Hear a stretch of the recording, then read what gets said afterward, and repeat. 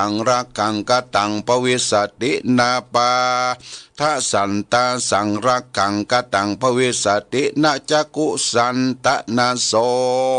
ตาสันตาสังรักขังกตังปวิสตินาชิวหาสันตาสังรักขังกตังปวิสตินาภา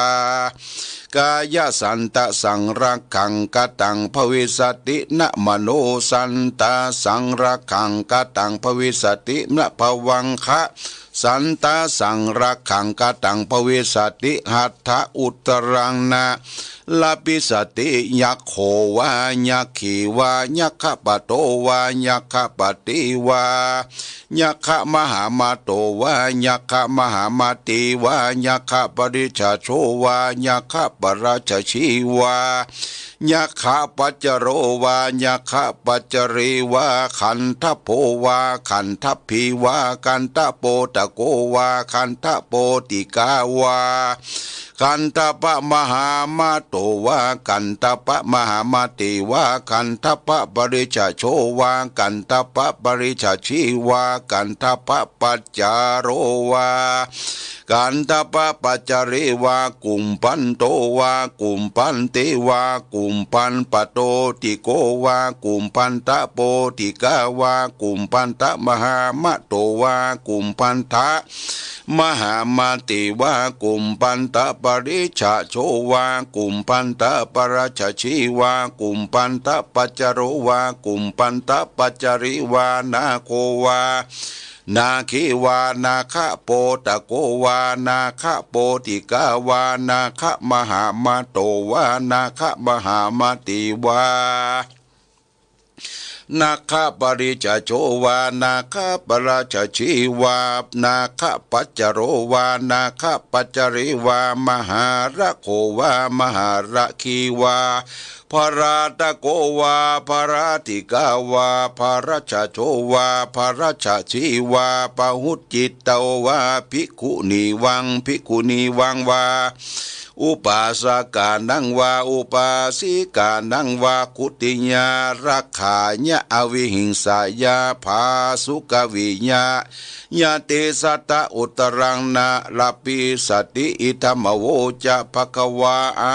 ยะสัมมันโตอนันโตภควาโตภาสิตังอภินันทุนติวุธานิอายสัมมาอานันโตตัมหาอาปาทาตาตาปะหิโนยสัมมันโตโสภาติโกโหติเอวัมมัสโส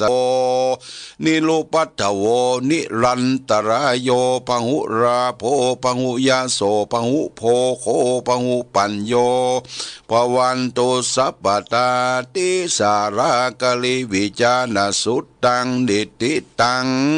อานันทะดูกะละอานันส่วนอันว่าสาลากลิวิจานาสูตรอันนี้พระพุทธเจ้าทั้งหลาย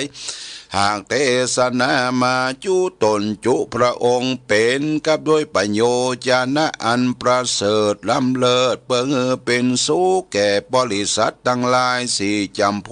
วกในภาวะสันนิและภาวะอันนาตาต่อเต้าเข้าสินิพานเจ้าอันบรูเท่าบรูตายสุขเกษมหาสังจักมาเปรียบเทียมบ่ได้แต่และอานันตะดูลาอาโนนอันว่าปูกะละผู้ใดใดจำเริญธรรมชื่อว่าสาลากลิวิจานาสูตรอันนี้แม้นว่าปัจจุบันหันต่อหน้าก็หาอุปัตตวะกังวลอนทลายบอดใดโป้นจากภัยศัตรูตั้งมวลมีวิสารตะอันองค์อาจฉลาดดูในตำกลางปริษัททั้งหลายมากนักบอกเข่งขามสั่งสักอันแม้นว่าสัตว์ตัวละชานตัวเคียงขาบหยาบจ้ากลาขนองปล้องใครมากะตามลายเยี่ยงใดก็ดีบรู้มีสักคาบและอนันตะดูราอานนอันว่าสาลากลิวิจานาสูตรอันนี้พญาอินตาทิลา อันเป็นใหญ่แก่เทวดาทั้งหลายก็เรียนเอาแต่สำนักกูตถาคตใดแล้วก็เอาไว้เป็นที่จังที่เปิงกับด้วยใจไว้สังวาสวดทิญญาแล้วก็สั่งสอนเทวบุตรเทวดาทั้งหลายเอาไว้จำเริญตราบต่อเต้าอายุแห่งตนจุคนและเตนะเหตุดังอันกูตถาคตจึงอนุญาตไว้ยังทำคำสอนดวงชื่อว่าสารกลิวิจารณสูตรอันนี้กุติญาเพื่อฮือคุมค้างรักษาอวิหิงสาญะเพื่อบ่ฮือเบียดเบียนภาสุกวิหาราญะเพื่อฮืออยู่สุขสำราญใจหาอนตรายแก่สัตว์ทั้งหลายบ่ได้ในกาลตุเมื่อแลอิธามโวจะภควาอายสมันตานันโตภควะโตปาสิตังอภินันตุนติภควาอันว่าพระพุทธเจ้าตนประกอบไปด้วยมหากรุณาเจ้าก็กล่าวธรรมเทศนาดวงชื่อว่าสาลากลิวิจารณสูตรอันนี้แล้วส่วนนั้นว่ามหาอนันตะโตนมีอายุก็ได้พ้นจากเปียติตังมวลก็มีและเอวังกาญะสลีโลนิทุโขนิลุปัตถโวนิพโยนิโลโคนิลันตรายโยปังหุปโสปังหุยาโสปังหุปัญโยภวันโตสัพพตาติอันว่าเนื้อโตนทั้งมวลแห่งมหาเถรเจ้าโตนมีอายุกันว่าโป้นจากเปียติตั้งมวลแล้วก็มีใจจมชื่นยินดีในธรรมเทศนาแห่งพระพุทธเจ้าอันมากนักก็มีและพระกาหนึ่งมหาอนันตเถระเจ้าโตนมีอายุก็หาทุกขาโลกาบ่ได้หาอุปัตวาโตดเปียที่กังวลอนตรายอันหนึ่งอันใดบ่ได้มีลาภสการก็มากนักมียศพญาก็มากนักพระพุทธเจ้ากล่าวเชิงมหาอนันตวาส่วนว่าปุกละยิงใจฝูงใดได้จำเริญขึ้นใจทะลงจำไว้ในใจมันแต่ดังอันก็ดีแม้นได้ฟังด้วยสัจจะคารวะคบยำแต่ดังอันก็ดีเตจะนาอันว่าคนตั้งหลายฝูงนั้นก็บ่หอนได้โตมานัดกัดใจสักเตือก็เต้าอยู่ดีมีสุขได้โชคได้ลาภผ่าแพ้ข้าศึกศัตรูและอุปัตวะกังวลอนทลายภัยทั้งมวลและตวจักประกอบไปโดยกายสุขเจตทิตตุกในจัตุอิริยาบถดังสี่ประการคือว่านั่งนอนยืนเตียวเมื่อลับเมื่อตื่นก็หาสุขหาทุกข์บ่ได้ก็โดยนิสันตะพละอานิสงส์อันได้ฟังและปูจายังธรรมเทศนาแห่งพระตถาคตอันชื่อว่าสารกลิวิจารณสูตรหากรักษาปุกละปูนั้นถูกเมื่อกันว่าจุติตายจากเมืองคนก็จักเอาตนเมื่อเกิดในจานฟ้าอันประเสริฐสวายเสอสวยสัมปติทิพย์อันมากนักแลกันว่าจุติจากเมืองฟ้าก็จะเกิดในขกูลอันประเสริฐคือว่าคทิยะขกูลพระมณสโกยเศรษฐีรังมีเป็นดีโดยเข้าของสัมปติสุขทุกเมื่อ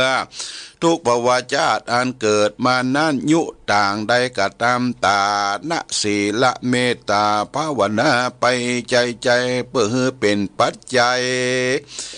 แก่อรหันตามัคคะพระนิพพานแก่ปุกราผู้นั้นจุผู้จุคนบ่อยาจะแลนาเทศนาปริโยสาเนสาติกาปธรรมเทศนาอันนี้เป็นกับโดยประโยชนะอันมากนักก็มีแลปนาสัตทั้งหลายอันมากมีภิกขุภิกขุณีอุปาสกะอุปาสิกาทั้งหลาย อินพรหมเทวบุตรเทวดาทั้งหลายอันมาติดมาในติดนั่นก็ได้ถึงธรรมวิเศษมีประเภทว่าโสตาปฏิภาระอรหันตาเป็นปริญโยสารก็มีวันนั้นแล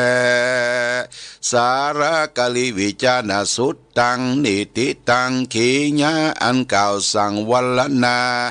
แก้ไขยังสารกลิวิจารณสูตรอันมาในติปะมนก็บังโกมสมเร็จเสด็จ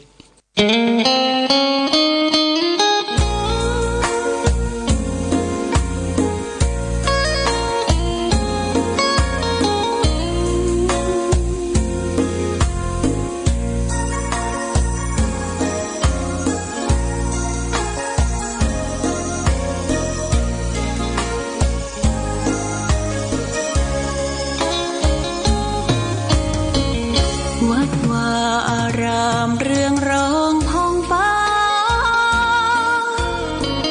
สืบสานนานมาล้านนาแดนไทย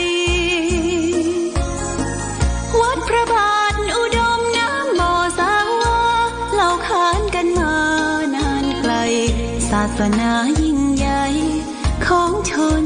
ชาวไทยพระพุทธบาทจำลองของพระสัมมา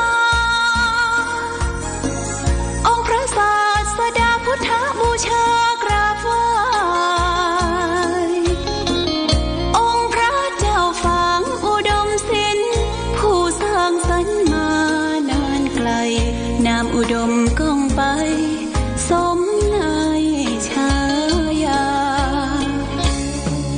ก่อนเป็นวัดร้างโบราณสืบสาน2524พระมหาราชครูเกษราปัญญาปรมาติกาจารย์จากวัดดับภัยเชียงใหม่สืบสานเวลาผ่าน131 ปีนานไกลวัดพระบาทอุดมรุ่งเรืองงามตาเจ้าน้อยบุญทาวงศาข้าหลวงพวงเชียงใหม่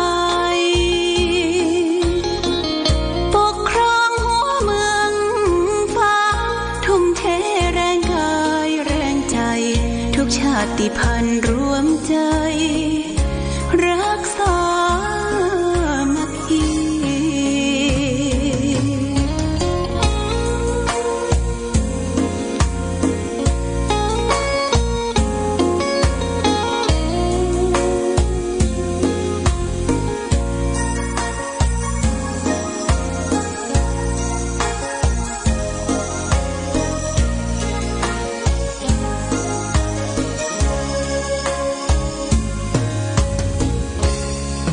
ก่อนเป็นวัดร้างโบราณ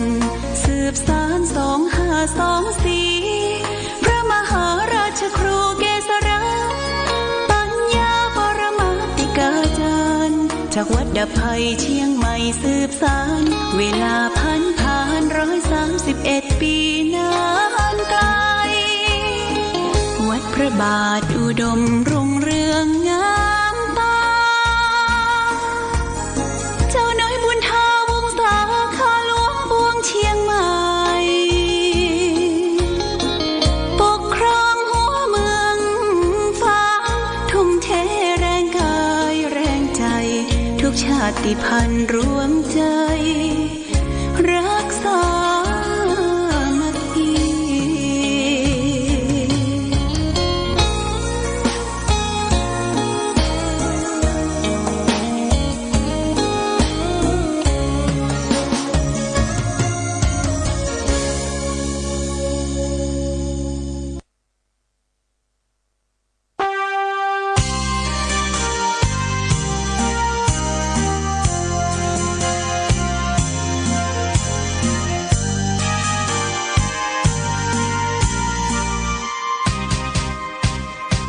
กำเนิดองค์บุญแห่งล้านนาไทยครูบาเจ้าศรีวิชัยผู้มีจิตใจเปี่ยมล้นคุณธรรมสร้าง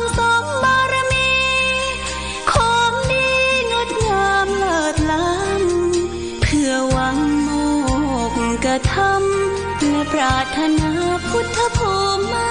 ขออหิงสาเป็นหลักธรรมน้อมนำมาปฏิบัติมักน้อยสันโดษเด่นชัดไม่เกลียดไม่โกรธและไม่โมโหเจริญรอยตามทางเดินหลักของพุทโธนะโมพุทธายะสิ้นชีพสรีระผู้คนกราบไหว้องค์บุญผู้เฟื่องแห่งเมืองล้านนายึดใจเรื่อยมาองค์ครูบาศรีวิชัยผู้คนทั่วทิศทั่วแคว้นในดินแดนไทยขอพรกราบไหว้พึ่งใจพึ่งบารมีอนุสาวรีย์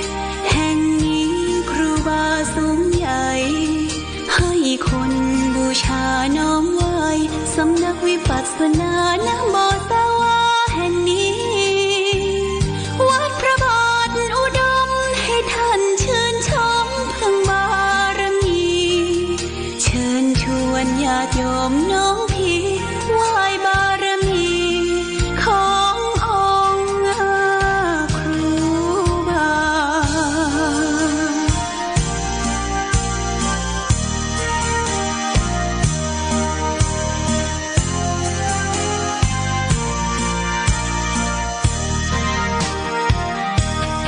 องค์บุญผู้เฟื่องแห่งเมืองล้านนายึดใจเรื่อยมาองค์ครูบาศรีวิชัยผู้คนทั่วทิศทั่วแคว้นในดินแดนไทยขอพรกราบไหว้พึ่งใจพึ่งบารมีอนุสาวรีย์แห่งนี้ครูบาสูงใหญ่ให้คนบูชาน้อมไหว้สำนักวิปัสสนานะโมสวาแห่งนี้วัดพระบาทอุดมให้ท่านชื่นชมพึ่งบารมีเชิญชวนญาติโยมน้องพี่ไหว้บารมีขององค์ครูบา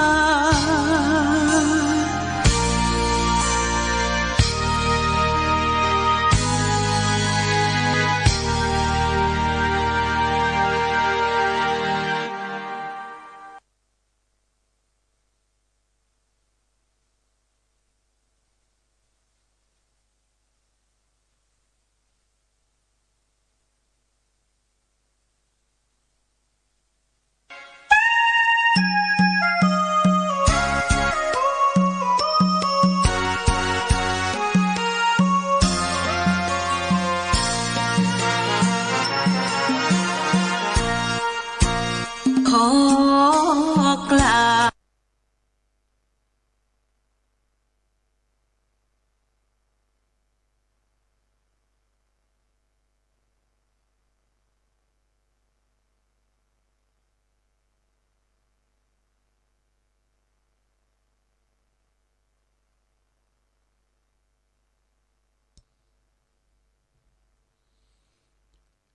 เจริญสุขศรัทธาสาธุชนญาติโยมท่านพุทธบริษัทตั้งหลายวันนี้รายการธรรมประทีปส่องต่างก็ได้มาพบปะกับพ่อแม่พี่น้องศรัทธาสาธุชนญาติโยมแห่งครั้งหนึ่งวันนี้เป็นวันศุกร์ที่5เดือนเมษายน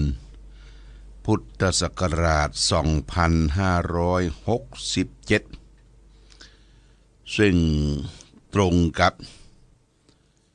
เดือน4ใต้เดือน6เหนือ แรม12 ค่ำวันนี้เป็นวันศุกร์วันสุดท้ายของสัปดาห์วันพรุ่งนี้ซึ่งเป็นวันเสาร์ทุกเสาร์นั้นทางสำนักปฏิบัติธรรมของวัดพระพุทธบาทอุดมน้ำบ่อสาวาแหล่งที่21ก็มีการไหว้พระสวดมนต์เจริญสมาธิภาวนาเดินจงกรมเชิญศรัทธาสาธุชนผู้สนใจเข้าวัดฟังธรรมปฏิบัติธรรมไหว้พระสวดมนต์แปรร่วมกันในวันทุกวันเสาร์ญาติโยมนะ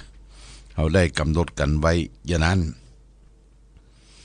แต่ท่านที่ได้ไปวันเสาร์ก็เขาก็ได้ร่วมกันทำกิจกรรมเสร็จก็ประมาณสัก11 โมงเก่งตั้งแต่9 โมงถึง11 โมงเก่งหลังจากนั้นเขาก็ร่วมรับประทานอาหารด้วยกันเป็นอาหารกลางวันถวายภัตตาหารเพลแด่พระภิกษุสงฆ์สามเณรแล้วก็ได้ร่วมรับประทานอาหารกลางวันด้วยกันเที่ยงเกิงก็เป็นเสร็จพิธีก็ปิกบ้านไผบ้านมันอันนี้คือการปฏิบัติธรรมประจำวันเสาร์ทุกวันเสาร์ญาติโยมบางท่านได้ไปร่วมกันได้จดได้จำได้นำไปประพฤติปฏิบัติสานต่อที่บ้านที่ทำงานของเฮาบอกว่าเจ้าว่าค่ำเขาก็มีการไหว้พระสวดมนต์เพื่อระลึกถึงคุณของพระพุทธพระธรรมพระสงฆ์อันนี้เป็นสิ่งที่ดีเผาทำต่อสืบสานต่อในช่วงวันที่1ถึงวันที่3นี้ญาติโยมวันที่2เป็นวันคล้ายวันพระราชสมภพของสมเด็จพระเทพรัตนราชสุดาสยามกุสมารีท่านได้ประสูติได้พระราชสมภพคือในวันที่2ทางมหาเถรสมาคมทางสำนักงานพุทธศาสนาแห่งชาติก็เชิญชวนเราและท่านทั้งหลายน้อมสักการะทำความดีถวายเป็นพระกุศลแด่พระองค์ท่านคือทำจิตให้เกษมทำจิตให้เบิกบานทำจิตให้โปร่งใสโดยเปล่งวาจาในใจว่าพุทโธเมนาโถธัมโมเมนาโถสังโฆเมนาโถเปล่งเอาพระพุทธพระธรรมพระสงฆ์เป็นสรณะเป็นที่พึ่ง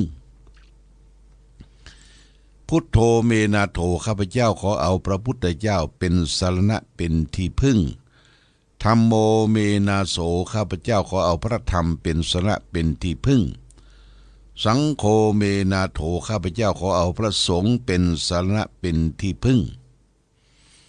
นอกจากนั้นกิจกรรมต่าง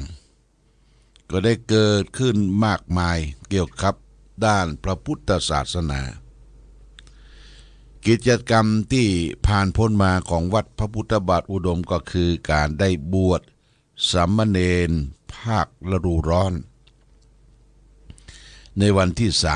3ถวายเป็นการเฉลิมพระเกียรติวันที่3ญาติโยมจำนวน65 รูป65 รูปแต่ที่น่าชื่นใจไปกว่านั้น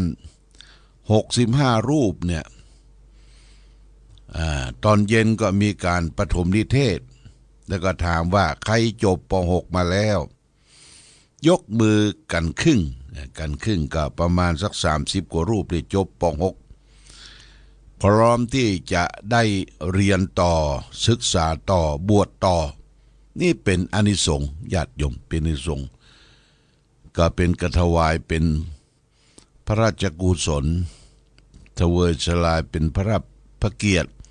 ของพระบาทสมเด็จพระเจ้าอยู่หัวและ พระเทพรัตนราชสุดา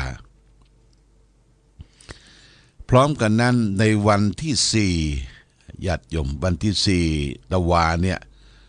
ที่ผ่านพ้นมาทางโซนภาคเหนือ18จังหวัด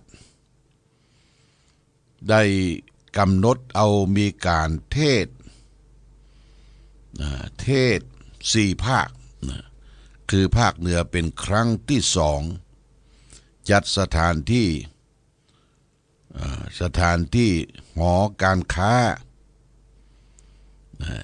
ศูนย์การค้าของเทิดพระเกียรติของจังหวัดเชียงใหม่ที่ติดกับเขตแม่ริมอาตมาก็เดินทางไปก่อนจะมีการเปิดไปถึงหั่นก็ประมาณสัก8 โมงก็มีผู้คนทางหลังกันมารถเต็มไปหมดที่ศูนย์แสดงสินค้านานาชาติที่แม่ริมเนี่ยเฉลิมพระเกียรติญาติโยมและก็มีคณะช่างฟ้อนล้านนาซ้อนตึงมงตึงทรงเนี่ยใช้ชุดขาวญาติโยมชุดขาวนี้ไม่ใช่ว่าเป็นชุดขาวเป็นผ้าแต่ชุดขาวกายเป็นผ้ามันสวยจดงดงามเต็มไปด้วยลานถนนเต็มไปด้วยลานกว้างอย่างน้อยก็ประมาณ300-400 คนไปฟ้อนเทิดพระเกียรติฟ้อนในงานเฉลิมฉลองในการเทศธรรม4 ภาคโดยเฉพาะอย่างยิ่งได้แห่สัญลักษณ์ของพระมหากษัตริย์ไทยพระบรมจักรีวงศ์ในญาติโยมหลังจากนั้นก็9 โมงก็มีการเปิดเวทีเทศตอนภาคเจ้าก็มีผู้ว่าราชการจังหวัดเชียงใหม่ได้เป็นต้นเป็นประธานและก็ฝ่ายคณะสงฆ์ก็มีพระพรหมเสนาบดีเจ้าคณะภาค7ภาคเจ้าเปิดมีการเทศธรรมาสน์ทองคือพระเนนที่เรียนไปศึกษาแข่งกันเทศที่วัดประยุรวงศาวาสกรุงเทพเปิ้นเอามาเทศมาแสดงทั้งภาษากลางและภาษาพื้นเมืองก็เทศอย่างออกรสออกชาติได้ฟังนี่นะอาตมาก็ฟังเข้าใจออกรสออกชาติดีจนถึงเวลา11 โมงครึ่งแล้วก็เลิกจากการเทศแล้วก็ทำกิจกรรมแล้วก็มีการฉันเพลกันเสร็จสับเรียบร้อย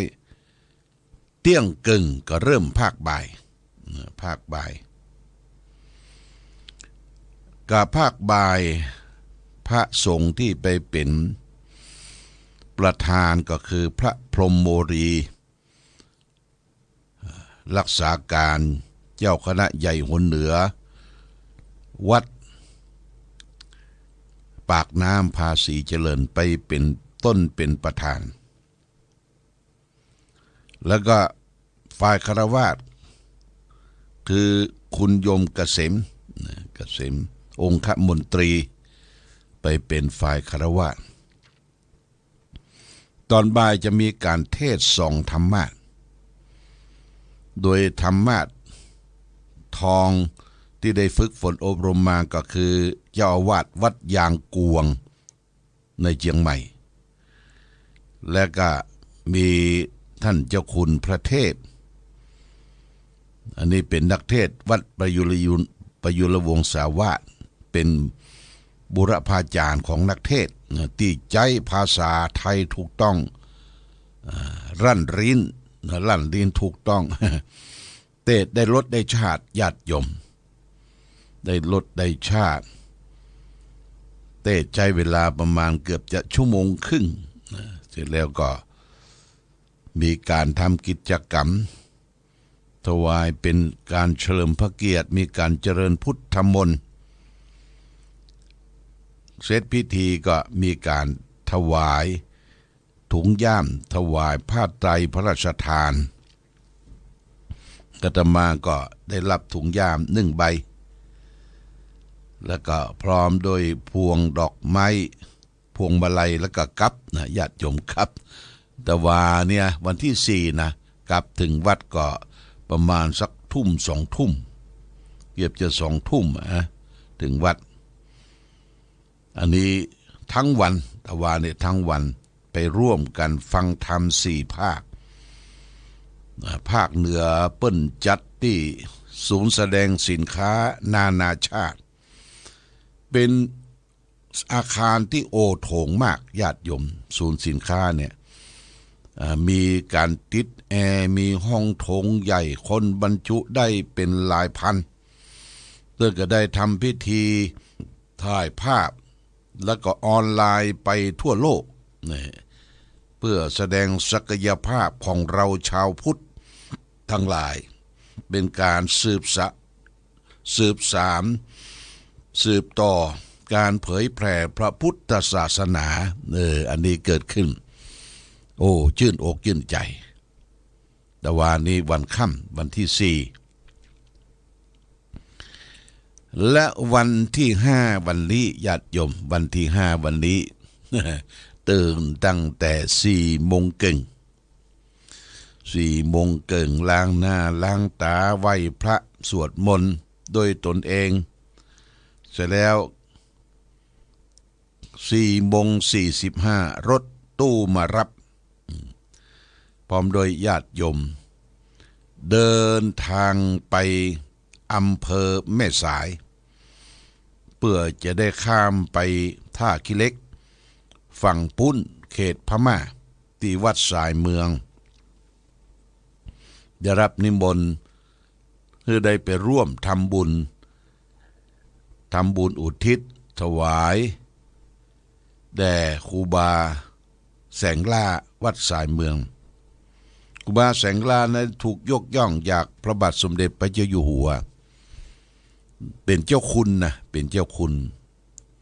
ชื่อเจ้าคุณนั้นลืมไปละจำไปได้อายุได้96 ปีก็ได้เดินทางตั้งแต่เกือบจะถึงตี 5พร้อมด้วยศรัทธาญาติโยมประมาณ8 ท่านเดินทางไปถึงที่ว่าการอำเภอแม่สายเสร็จแล้วก็มีรถของแม่ออกหอมฝั่งปุ้นจัดรถตู้มารับรถของอำเภอฝางก็ไปตึกเอาครัวอย่างลงถ่ายไว้ใส่แหมรถตู้แหมกัน1ชื่อว่าพอออกกองจ่ายกองจ่ายศิลป์เนี่ยชื่อจ่ายศิลป์ขับรถตู้มารับแล้วก็ทำพิธีผ่านแดนไปทำเอกสารผ่านแดนโดยอยู่ในรถไม่ได้ลงรถแต่ประการใดคนขับรถฝั่งปุ้นก็รับไปส่งที่วัดสายเมืองไปถึงเจ้าก่อนเปิ้นญาติโยมก็ขึ้นไปกราบสรีระของครูบาแสงล่าตอนนั้นเจ้าหน้าที่กำลังจัดสถานที่พระเจ้าหน้าที่ได้จัดอาสนะที่นั่งยังบัดทันเสร็จก็ขอเวลาไว้สรีระแล้วก็บอกศรัทธาญาติโยมว่าบึดเฮาก็มาร่วมแล้วก็ไปพักห้องกุฏิของหลวงพ่อกุฏิของครูบาพอที่หั่นมีแอร์เปิดไว้ตลอดเวลาก็ไปนั่งอยู่ที่หั่นคนเดียวที่รับรองพระผู้ใหญ่จนเวลา9:35 นาที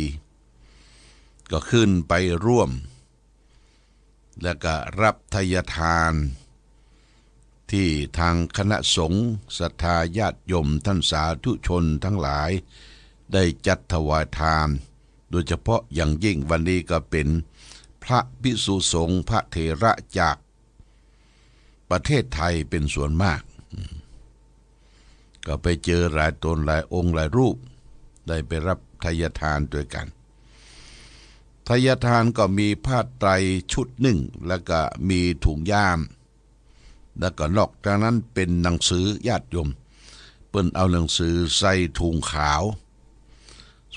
เต็มถุงอย่างนักแล้วก็ใส่ยอดใส่ปัจจัยทางเราจากเมืองไทยก็ปากันญาติโยมไปร่วมกินร่วมทานก่อนเอาสังฆทานไปร่วมกินร่วมทานทางเงินปัจจัยเป็นเงินจัดและเงินไทยก็คิดว่าเป็นหลายพันบาทเนี่ยรับทายทานเสร็จแล้วก็ฉันเพลก็เป็นอาหารเจทั้งหมดเลยญาติโยมอาหารเจทั้งหมดมีเจ้าภาพหลายคณะเพิ่นจะมีเจ้าภาพคณะนั้นนางนั้นนายนี้ประกาศร่วมกันเป็นเจ้าภาพพระสงฆ์องค์เนนทั้งหมดหลายร้อยรูปพร้อมโดยเลี้ยงแขกเรือศรัทธาสาธุชนญาติโยมทั่วไปเป็นอาหารเจเพิ่นปรุงอย่างดีนะญาติโยมเหมือนกับอาหารที่เป็นข้าวเนี่ยของข้าวเนี่ยแต่อาหารเจแต่เจ้าที่อร่อยก็คือ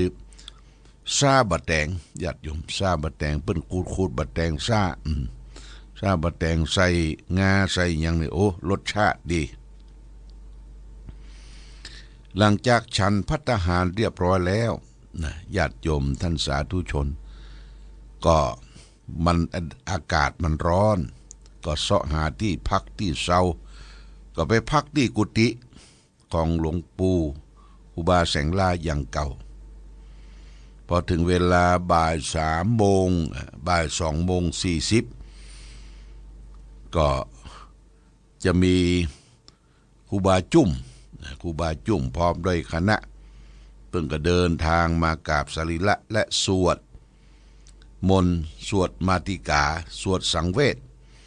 ถวายสรีระครูบาก็ขึ้นไปดูที่บนวิหารชั้น2ที่ประดิษฐานที่ตั้งศพของท่านครูบาแสงล่าก็ครูบายุ่งก็นำสวดบทไหนถ้าจบแล้วเปิ้นจะสั่นละกังกระลิงลงลังแล้วก็สาธุพร้อมกันหลายรอบหลายคราพอสวดไปใกล้จะจบคณะนายทหารผู้ปกครองประเทศมินอองไลน์เมื่อก็เดินทางมาถึงปดท่อเป็นกองทัพใหญ่ เดินทางขึ้นไปบนวิหารไปกราบสรีระครูบาแล้วก็ไปกราบครูบาจุ้มพร้อมด้วยคณะสงฆ์ก็มอบพระเป็นที่ระลึกแก่คณะนายทหารคณะผู้ปกครองประเทศเมียนมาคือมินอองไลน์เป็นพระยกมือประหัตถ์ขวาประทานพรพระประทานพรก็คณะของครูบาจุ้มคณะของท่านมินออนไลน์บัตตันกับอาตมาก็มัน3 โมงจะเกิงละญาติโยม3 โมงจะเกิงก็ลงจากที่บนวิหารชั้น2มาพบรอแม่ออกหอมคือจะไปบ้านแม่ออกหอมนี่เป็นแม่ออกที่เป็กครูบาปออกก็คือปอเท่ามหาหวังญาติโยมแต่แม่ออกหอมมาเมืองไทยรถตู้ที่ไปส่งแล้วก็ปิกมารับแม่ออกหอมก็โทรเข้าไปว่าใกล้ข้ามขัวละครูบาอยู่ที่วัดสายเมืองลอเนอร์เลยก็เปิ้นเอารถตู้ไปส่งแม่ออกหอมที่บ้านเสร็จแล้วก็กลับก่อนญาติโยมแม่ทัพนายกองยังบอกกราบเตื้อครูบาจุ้มบอกกราบเตื้อก็ได้กราบยืนสรีระร่างกายของครูบาแสงลาแล้วก็กลับญาติโยม กลับบ่ใช่กลับไปไหนไปเยี่ยมบ้านแม่ออกหอม บ้านเดิมไปอยู่บ้านฮูดเจียงตุงแต่ตากิเล็กนี่มี2-3บ้านไม่ออกหอมไปถึงบ้านก็เอาของฝากไปเป็นหอมก็เป็นแคบหมูกินส้มเอาไปฝากแม่ออกหอมเปิ้นเคยมาปอยหลวงเมื่อเดือนมีนานี่นะมาเป็นคณะมาเป็นเจ้าภาพเลี้ยงขนมเส้นเจียงตุงไปถึงของฝากเรียบร้อยไม่เอาหองก็บอกศรัทธาญาติโยมที่ติดตามลำตัวว่าฟ้องปิกเตื้อเดี๋ยวจะเลี้ยงขนมเส้นอาตมาก็ว่าโอ้อนุโมทนาตามใจเพิ่นก็เลี้ยงขนมเส้นแก่ผู้ติดตามประมาณถึงโชเฟอร์ก็ประมาณ10ท่านเสร็จรับทานขนมเส้นจากบ้านไม่ออกหอมที่คณะไปตุยแล้วก็ออกกลับมาถึงที่ด่านทำหนังสือผ่านด่านเรียบร้อยทางรถของแม่ออกหอมเจียงตุงก็มาส่งณที่ว่าการอำเภอแม่สายญาติโยมมาส่งที่หั่นเพื่อจะได้ให้รถกันรถของที่เขาได้นำไปจากเมืองฝางก็คนขับก็อยู่ปุ่นบ้านแม่งอนขับไปก็ให้รถกันไปให้เสร็จสับเรียบร้อยก็รถปิกไปจอดซื้อของให้กำคือเวลา30นาทีที่ริมน้ำแม่สายจอดที่หั่นหลังจากที่ญาติโยมซื้อสำหรับอย่างต่างๆของที่เป็นของกินของใจอย่างต่างๆบรรลุมพุงพำหลวงพ่อก็แจกทิปให้เขาแจกทิปคนที่ไปนะแจกคน500แล้วก็ถุงย่ามคนก็แก่นถุงย่ามเพื่อนปักไหมปักอย่างเรียบร้อยงามสูงยามน้อยมี10ถุงละ250 บาทนะได้บูชาเอา10อันแจกอย่างทั่วถึงก้อยกันคนที่ไปด้วยกันเดี๋ยวแล้วก็เดินทางกลับจากที่แม่สายประมาณสัก5 โมงปลายละ5 โมงครึ่งญาติโยมเดินทางมาถึงที่วัดพระพุทธบาทอุดมนี่ก็7 โมง 7:45ก็อาบน้ำอาบท่าแยกย้ายกันไปแล้วก็ทางผู้ที่ดูแลห้องทรงก็เปิดเพลงให้ฟังเพลงแรกเป็นเพลงของวัดพระพุทธบาทอุดมเพลงที่2กล่าวสรรเสริญครูบาเจ้าศรีวิชัยนักบุญแห่งล้านนาไทยจบ2 เพลงและหลวงพ่อก็อาบน้ำอาบท่าแล้วก็ดื่มกาแฟเหี่ยเกิงแก้วให้ร่างกายกระปี้กระเป๋าเพราะว่ามันง่วงมันเพลียตลอดทั้งวันญาติโยมก็เข้ามาในห้องทรงก็ได้ได้จากับศรัทธาญาติโยมกันเดือนนี้ก็9:50 นาทีนะได้มาจากับศรัทธาญาติโยมวันนี้ได้มาพบบ่ฮื้อเสียเวลาจะฮื้อธรรมะก่อนญาติโยมธรรมะที่จะได้นำมาฝากวันนี้เป็นธรรมะคลังธรรมมาประจำเป็นวันศุกร์ที่จะมอบเพื่อเป็นเครื่องบรรณาการคือแก่ศรัทธาสาธุชนญาติโยมท่านทั้งหลายวันนี้เอาเรื่องของจิตใจอานิสงส์ของจิตที่ได้ภาวนาและอานิสงส์ของจิตว่าโดยปกติของจิตเนี่ยเรื่องของจิตใจเนี่ยเป็นเรื่องสำคัญนะญาติโยมพระพุทธเจ้าตรัสไว้ในพระไตรปิฎกในคลังธรรมที่เจ้าพระคุณ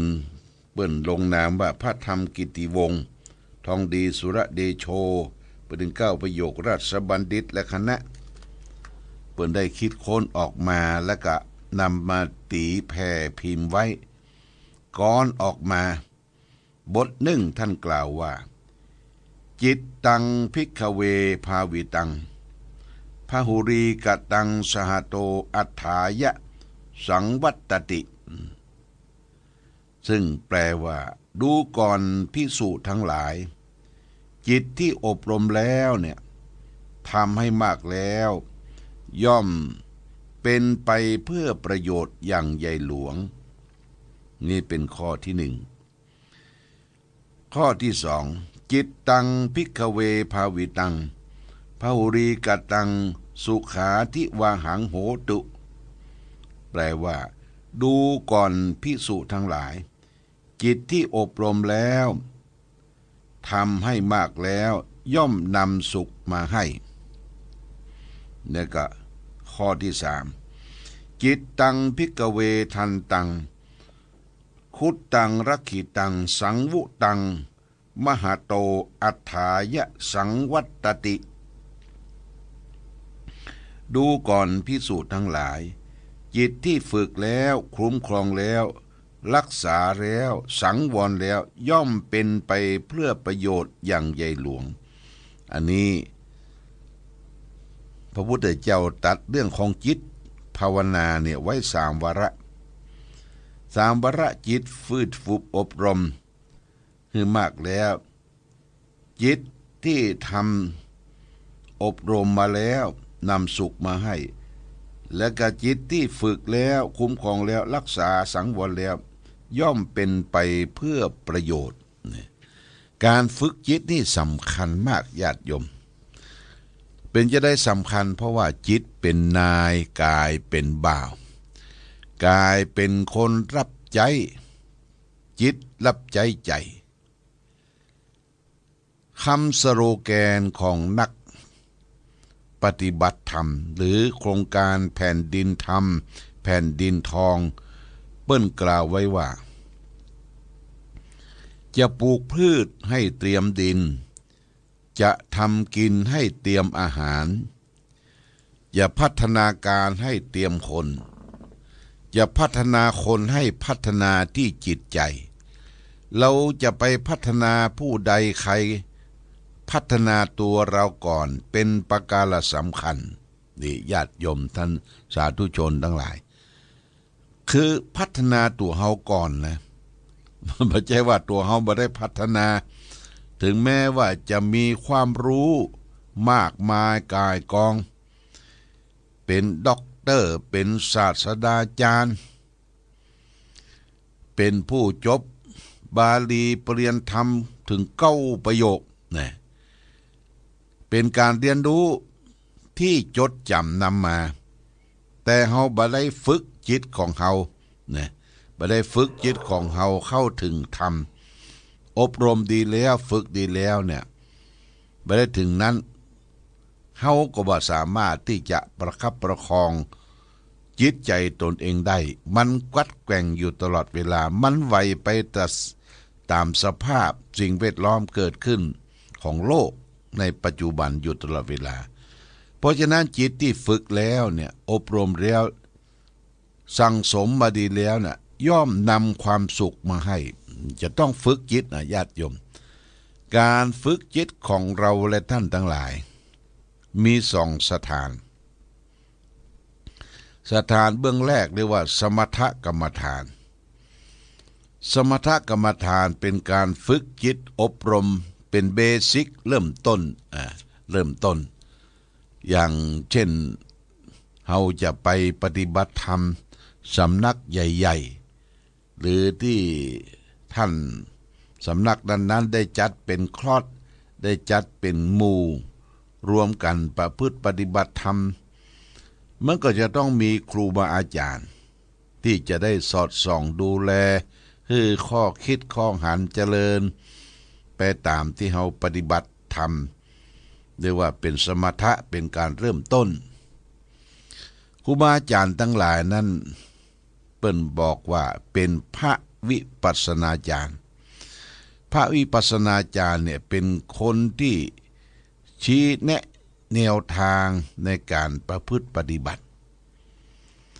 คนที่ไปปฏิบัติจะหู้หนังสือก็ตามบ่หู้หนังสือก็ตาม พิ่งก็จะเน้นนัดของเรื่องจิตใจเรื่องจิตใจนี่เป็นเรื่องสำคัญเริ่มต้นก็จะให้ฝึกรู้จักรูปรู้จักนามรู้จักรูปก็คือรูป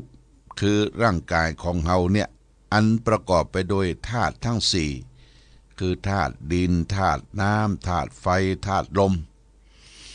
ดินน้ำลมไฟมาผสมสมดุลกันเป็นตัวตนคนเฮาและสิ่งที่เป็นหัวใจของธาตุสี่คือนามจิตใจนามคือจิตใจเนี่ยมีความรู้สึกนึกคิดเป็นเวทนาสัญญาสังขารและวิญญาณธาตุสี่ดินน้ำลมไฟรวมกับกันแล้วเป็นรูปแล้วก็มาบวกกับจิตใจมีเวทนาสัญญาสังขารวิญญาณบวกกันแล้วรูปเป็นหนึ่งจิตใจเป็นสี่เรียกว่าเป็นห้าเรียกว่าขันธ์ห้าขันธ์กองแห่งรูปขันธ์ของเวทนาขันธ์ของสัญญาขันธ์ของสังขารและขันธ์ของวิญญาณเนี่ยไปประพฤติปฏิบัติเปิ้นจะเน้นคือเฮารู้จักรูปจักนามแนะนำให้ฝึกฝนให้มีสติก่อนเดินจงกรมนั่งดูลมหายใจเข้าออกเปิ้นจะกำหนดเวลาเดิน15นาทีนั่ง15นาทีเดิน30นาทีนั่ง30นาทีเดินก็ซ้ายย่างหนอขวาย่างหนอยกหนอเหยียบหนอยกหนอย่างหนอเหยียบหนอมี6จังหวะเดินจงกรมเนี่ยญาติโยมมี6จังหวะจนละเอียดจนญาณขึ้นเรียกว่าจิตใจเฮาสงบเนี่ยญาณมันจะขึ้นญาณคือการอย่างรู้ขึ้นใครรู้ว่าญาณขึ้นก็คือพระวิปัสสนาจารย์ครูบาอาจารย์ที่เปิดสอบอารมณ์นะเปิดจะถามว่าวันนี้นั่งได้กี่นาทีนั่งได้กี่นาทีและมีอย่างปรากฏขึ้นพ่องเปิดจะชี้แนะนำให้เรารู้จักแก้ไขปัญหาสิ่งที่มากระทบตั้งตาตั้งหูตั้งจมูกตั้งลิ้นตั้งกายตั้งใจเฮาเรียกว่าอายตนะไปนอกรูปเสียงกลิ่นรสโผฏฐัพพะเมื่อมากระทบแล้วกำหนดรู้อย่างใดกำหนดรู้อย่างใดรู้แจ้งอย่างใดเนี่ยญาติโยมฝึกสติโยนสติของเฮาเนี่ยช่ำชองมี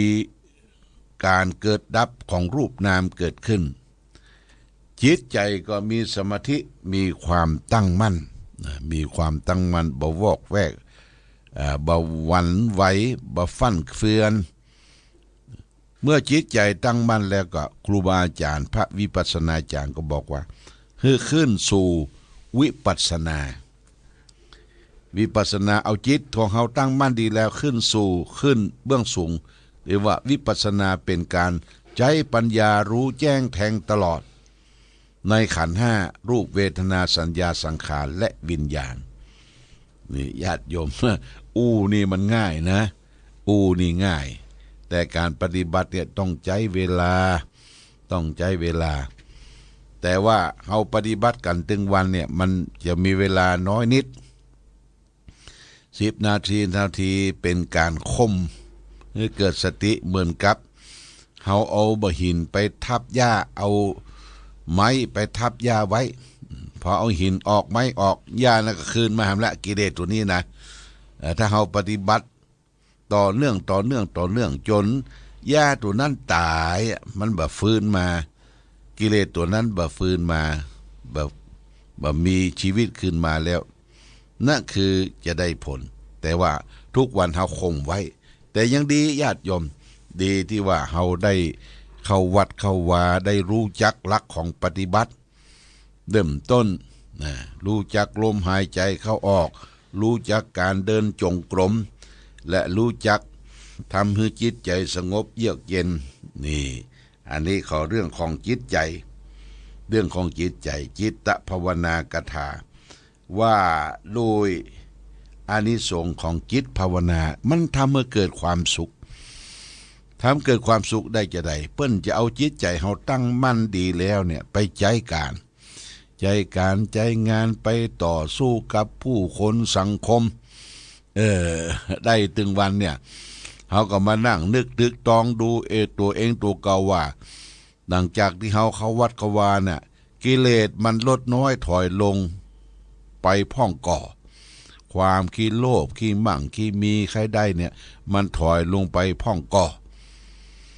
แล้วก็ความโกรธความฉุนเฉียวความโมโหอย่างที่มันเป็นปกติอยู่ในจิตใจมันเบาบางลงก่อญาติโยมนะมันเบาบางลงก่อมันโคตรง่ายได้ก่อมันเก็บเอากำก้อมกำเกียดใส่ในจิตในใจก่อนี่สุดท้ายนี่ญาติโยมความหลงทุกสิ่งทุกอย่างหลงในกามคุณรูปเสียงกลิ่นรสโผฏฐัพพะหลงตางคืนได้หลงจิตหลงใจคืนยากแต่ว่าความหลงเนี่ยมันดับไปก่อนมันมีปัญญาเกิดขึ้นก่อญาติโยมเฮาจะบรรลงกับรูปเสียงกลิ่นรสโผฏฐัพพะเมื่อเฮาปฏิบัติศีลธรรมกรรมฐานเริ่มต้นง่ายๆขึ้นไปจุงขั้นอุกฤษเนี่ยญาติโยมนะเฮาก็จะพบว่าบ่เคยสัมผัสบ่เคยบ่เคยพบว่าจิตใจมันสงบเย็นได้เนี่ยมักจะได้ผลละญาติโยมนี่ก็ฝากเป็นหลักคิดคือเฮาและท่านทั้งหลายได้คิดพิจารณาถึงสภาวะกามที่เฮาได้เกิดมาได้พบพระพุทธศาสนาก็ได้นำมาสาธุยกคือท่านทั้งหลายได้ฟังวันนี้ก็รู้สึกว่าได้มาพบญาติโยมท่านสาธุชนทั้งหลายก็แก้ไขลับเนอะแต่ต้องอดอยู่ได้ทนอยู่ได้เพื่อความสุขใจของศรัทธาญาติโยมก่อนอื่นที่เฮาจะจากันเรื่องของเปิดสายแล้วก็เฮาจะได้ทำน้ำพระพุทธมนต์แจกจ่ายให้แก่ศรัทธาสาธุชนญาติโยมต่อไปจึงขออนุโมทนาใหม่กับเจ้าภาพเจ้าศรัทธาที่มีซองมาถวายหลวงพ่อก็มีแม่มีชัยพินโยภาสบ้านปังปอยคณะลูกหลานได้ทำบุญตำตาลบำรุงค่าไฟฟ้าสถานีวิทยุ ญาติโยม100 บาทค่าไฟฟ้าสถานีวิทยุเนี่ยญาติโยมมีโอกาสก็บริจาคให้พร้อมแต่กันถ้าได้เป็นกลุ่มเป็นก้อนหลวงพ่อก็จะนำไปฝากไว้ธนาคารกรุงไทยนะญาติโยมกรุงไทยเลขที่บัญชี532016109นี่532016109เนี่ยพอไปฝากไว้แล้วมันก็จะเป็นกลุ่มเป็นก้อนเอาไว้จ่ายเป็นค่าไฟฟ้าสถานีเพราะสถานีเขาเปิดตลอดทั้งวันมีแอร์2 ตัวญาติโยมแอร์2 ตัวเปิดให้สถานีมันเย็นมันช็อตอย่างที่หลวงพ่อมานั่งเนี่ยตั้งในก็เปิดแอร์1 ตัวตั้งนอกที่เขานั่งใกล้ไม้นี่ก็เป็นแอร์1 ตัวเปิดเพื่อบริการให้แก่พ่อแม่พี่น้องศรัทธาญาติโยมนะทำบุญทำทานเขียนหลังซองให้เด้อญาติโยมมาทำบุญทำทานหลวงพ่อก็จะได้ประกาศโมทนาสาธุเมื่อวันเกิดเดือนที่แล้ววันที่22แม่มีชัยพินโยภาสก็ร่วมกับคณะศรัทธาลูกหลานบ้านปังปอยร่วมทำบุญวันเกิดหลวงพ่อ200 บาท200 บาทโมทนาสาธุแล้วก็มีคณะผู้ช่วยศาสตราจารย์ดร.กิ่งเพชรเงินทองครอบครัวอันนี้บริจาค 2,000 บาทญาติโยมเพิ่นเขียนไว้จะได้บริจาคให้หลวงพ่อแก้วเพื่อให้ใช้ในการดูแลสุขภาพ โอ้อันนี้มาแปลกนะเปิ้นไปได้บงเอาไปสร้างนั่นสนิขอให้หลวงพ่อแก้วหลวงพ่อครูบายี่แก้วเนี่ยนะใช้เงินปัจจัยตัวนี้ 2,000 บาทเพื่อบำรุงสุขภาพคืออดรนทนอยู่ได้ใจประโยชน์เผยแพร่พระพุทธศาสนาอันนี้ก็น่าโมทนาสาธุทัดนั้นมาก็มีแม่นินทิลายอดคำแม่แววเพลงขุนทดอันนี้ดีเลียวละคนละ100 บาทนะได้บริจาคไปแล้วแล้วก็มีพ่อน้อยนวลพรหมมุนอันนี้ก็ได้ใส่ชื่อเขียนซองเป็นหมู่บ้านต้นซ่านในหมู่ที่17ได้ร่วมทำบุญในการของวัดพระบาอุดมแห่ม250 บาทมุทนาสาธุแล้วก็มีคุณสมศักดิ์วิไลพรเฮียตีร้านสายทองเฮียตีร้านสายทองร่วมทำบุญเพื่อบำรุงสุขภาพหลวงพ่อ1,000 บาท1,000 บาทมุทนาสาธุกับญาติโยมท่านสาธุชน ที่ได้ร่วมบุญร่วมกุศลอุทิศส่วนพระบุญกุศลนี้คือแก่บรรพชนเป็นค่าน้ำค่าไฟค่าสถานีต่างๆที่เขาได้ใจประโยชน์จากไฟฟ้าสถานีและก็จากหลวงพ่อก็อายุทำบุญอายุวัฒนมงคล72 ปีครบวันที่22ที่ผ่านพ้นมาญาติโยมนะผ่านพ้นมาก็บางท่านบางคนก็เป็นห่วงว่าอายุแก่แล้วจะไปกระโดดโลดเต้นไปไหนมาไหนต้องระมัดระวังรักษาสุขภาพก็บริจาคปัจจัยเพื่อดำรุงรักษาสุขภาพก็ยุกยานั่นแหละญาติโยมสุขภาพก็ยุกยาต้องขออนุโมทนาสาธุมาในโอกาสนี้ทีแรกก็จะเปิดสายแต่ว่าเข้ามาในห้องส่งนี่ลืมญาติโยมก็คือลืมโทรศัพท์ ลืมโทรศัพท์ไว้ที่กุฏิเอาชาร์จถ่านไว้ตะกี้ลุกจากแม่สายมาถ่านมันใกล้จะหมดชาร์จถ่านไว้ก็เขาบ่เปิดเนาะบ่เปิดเดี๋ยวไปสักกำก็จะแปลงน้ำมนต์ให้แก่ศรัทธาญาติโยมเรื่องของการงานต่อไปแจ้งให้ญาติโยมท่านสาธุชนทั้งหลายรับทราบวันพรุ่งนี้วันที่6วันเสาร์ที่6แรม13 ค่ำมีงานทำบุญที่วัดรัตนวาสหนองเต็งญาติโยมเปิ้นจะทำบุญส่งน้ำพระธาตุและก็สืบชะตาหลวงที่วัดรัตนวาสหนองเต็งคณะลูกศิษย์ลูกหาจะได้จัดทำและวัดหนองเต็งนี่ก็เป็นวัดเก่าโบราณแล้วก็ป่อนานคำสิงคำเปิ้นยังอยู่เป็นครูบาอาจารย์สมัยก่อนก็มักจะร่วมทำบุญบริจาคเป็นค่าน้ำค่าไฟบางทีก็ส่งมือเข้าจังหารเอาอาหารที่มาทำมาช่วยกันอย่างงานที่ผ่านพ้นไปเนี่ยจึงขออนุโมทนาวันพรุ่งนี้ ไปอยู่ใกล้อยู่หิมหูจักวัดรัตนวาสหนองเต็งพระบดิกาชัยรัตน์ชยโสพโนเป็นเจ้าอาวาสและเป็นเจ้าอาวาสแล้วก็ไปร่วมกันเนอะญาติโยมไปร่วมกันอาตมาก็จะเดินทางไปร่วมสืบโหราจตาอันนี้วันที่6นะวันที่6วันที่7เมษายนที่วัดพระธาตุปูแช่พระธาตุปูแช่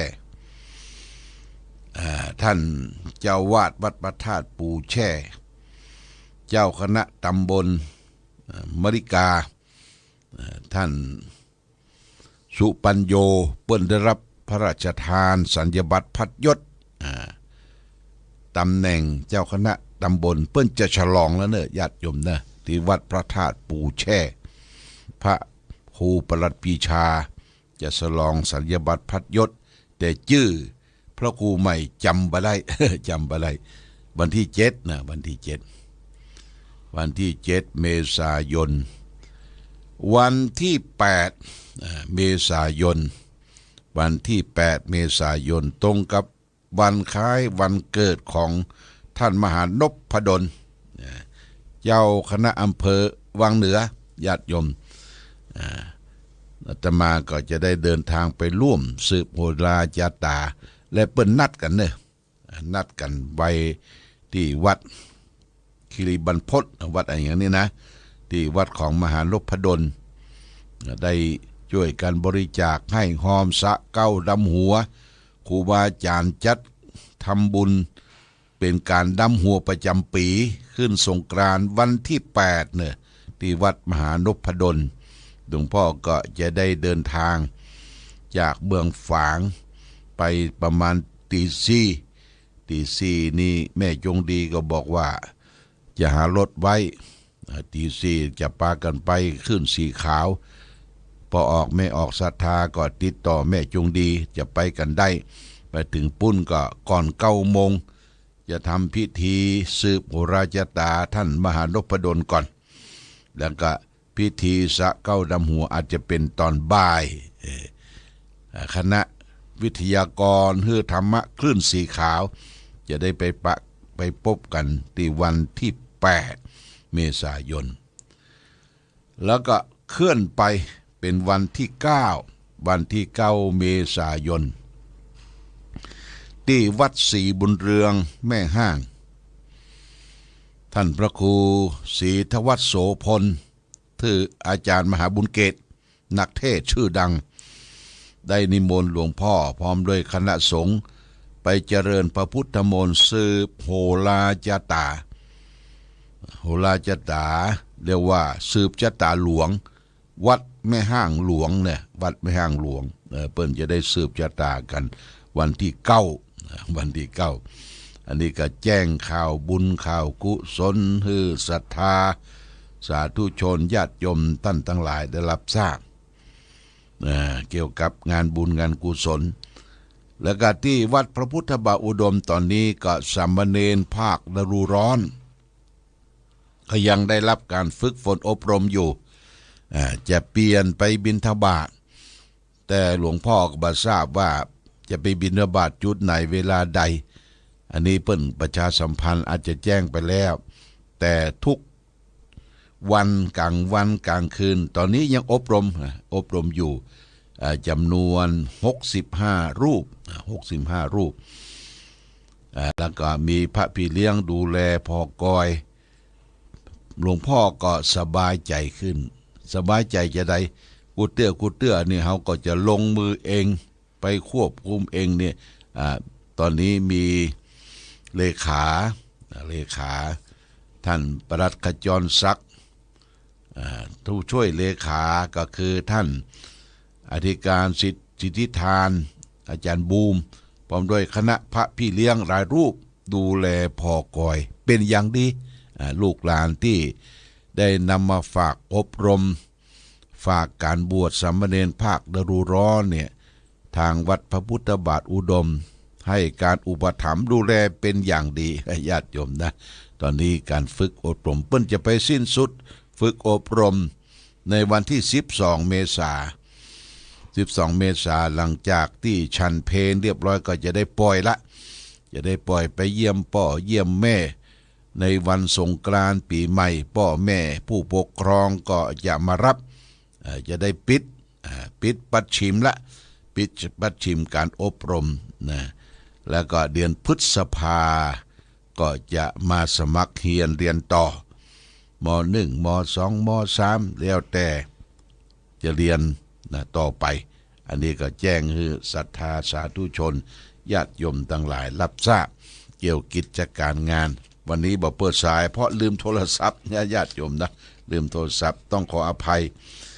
แล้วก็วันที่ไปฟังธรรมที่ศูนย์เกษตรสินค้าวันนั้นปะแม่อุ้ยอินปะแม่อุ้ยอินแม่สาบเสมิงแต่บ่ได้อู้กันเพราะว่า กลัวบ่ปะโซเฟอร์นำมันฟังเตียวไปก่อนก็ล่นด้วยก้นโซเฟอร์คนหลายญาติโยมแม่อุอินก็โอ้สวัสดีท่านพระครูก็ได้ได้ปรึกษากันบัดนั้นได้ได้จากันเนี่ยขอโทษขออภัยกับแม่อุอิน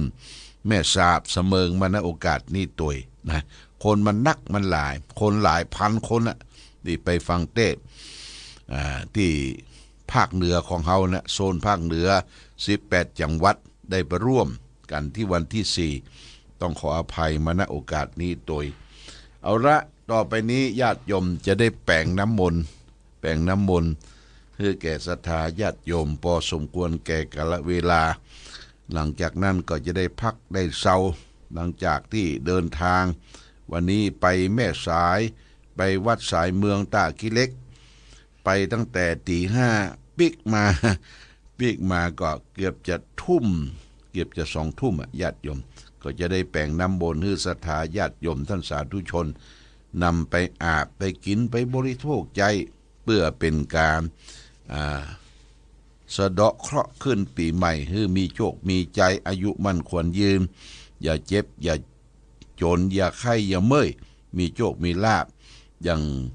กันทุกคนที่ต้องการปรารถนากันนะตั้งใจนะญาติโยมนะรับน้ำมนต์และโอกาสบัดนี้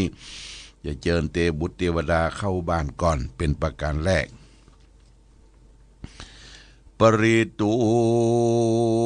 นาเมตังสเมตตาปตันตาอวิคิตาจิตตาปริตังพนันตุ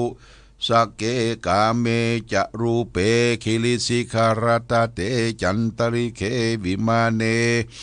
ทิเปลเทจะคาเมตลวนาคาเนอารามะวัตุเมเขเตภุมมัฏฐาเตโยจตุโรกปาระราชายามะราชาอินโตเวสสุวรรณราชาอริยเมตไตโยโพธิสัทธาวกาทโยอริยสาวกาจะปุถุชนะกัลยาจะสัมมาทิฏฐิเยวะพุทเทปัสสนาธัมเมปัสสนาสังฆปัสสนาพุทเทสกรวาธัมเมสกรวาสังเคสกรวะอิโตทานะโตยาวะปรัมปราอิมัสมิงสุจักวาเรสุเตวตานังมุนิลวะจนังสาทะโวโนสุนันตุธรรมสวนาการโรอายัมภตันตาธรรมสวนาการโรอายัมภตันตาธรรมสวนาการโรอายัมภตันตานะโมตัสสะภะคะวะโตอะระหะโตสัมมาสัมพุทธัสสะนะโมตัสสะภะคะวะโตอะระหะโตสัมมา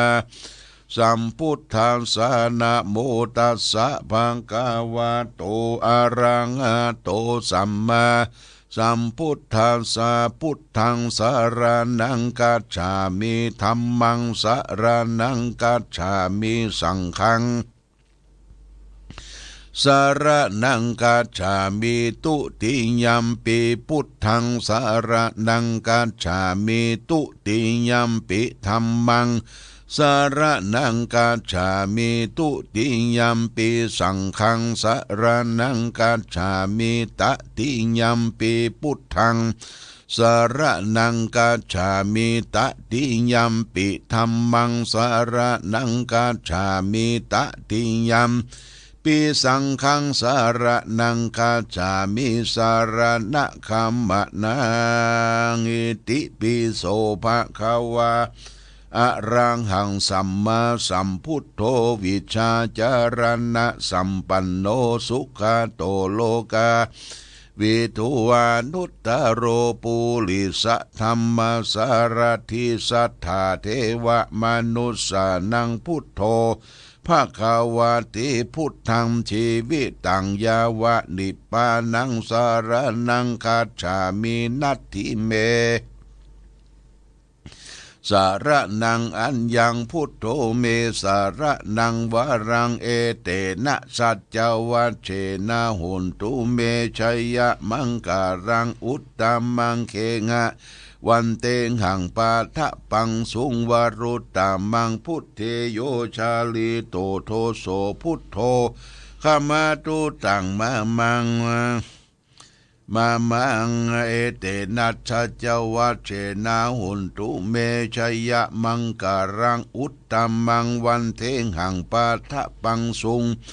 มรุตตามังพุทโธโยชาลีโตโตโสพุทโธขมาตุตังมังอัตถังกิโกอาริยปัทโธชะนานังโมคัมปะเวสาญะอุจูจะมังโคธัมโมอัญญังสันติกโรปานิโยนิยานิโกตังปนามามิธัมมังเยจะธัมมาอาติตาจะเยจะธัมมาอานาคาตาปัญจุปันนาจะเยธัมมาอาหังวันตามิสัพปะทาสวะคาโตภควตาธัมโมสันทิติโกอาการิโกเอหิปัสสิโกโอปันนะยิโกปัจจันตังเวทิตาโพวิญโยหิติธัมมังชีวิตังยาวะนิปานังสารนังคัจฉามินัตถิเมสารนังอัญญังธัมโมเม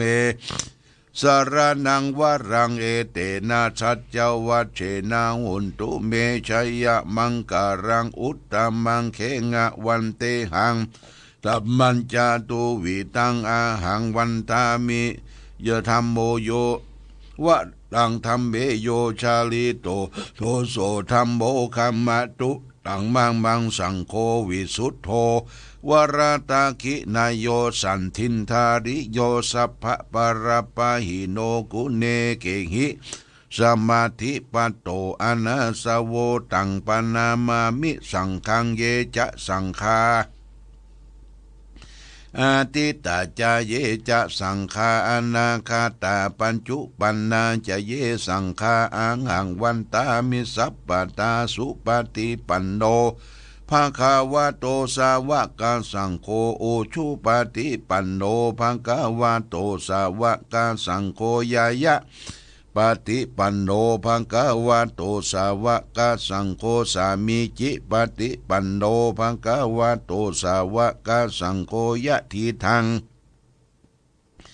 จัตตาริปุริสายุคานิอัฏฐปุริสาปุคาลาเอสะภะคะวะโตสาวกสังโฆอาหุนายโยมาหุนายโยทักขินายโยอัญชริการนิโยอนุตตรังปุญญเขตังโลกัสสติสังฆังชีวิตังยาวะนิปานังสารนังคัจฉามินัตถิเมสารนังอัญญังสังโฆเมสารนังวารังเอเตนะ